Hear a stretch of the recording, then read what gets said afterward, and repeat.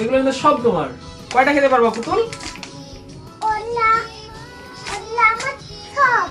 এইটা কাকে কাকে দিবা বলো? নান্নুকে কয়টা দিবা, আম্মুকে কয়টা দিবা, আমাকে কয়টা দিবা বলো?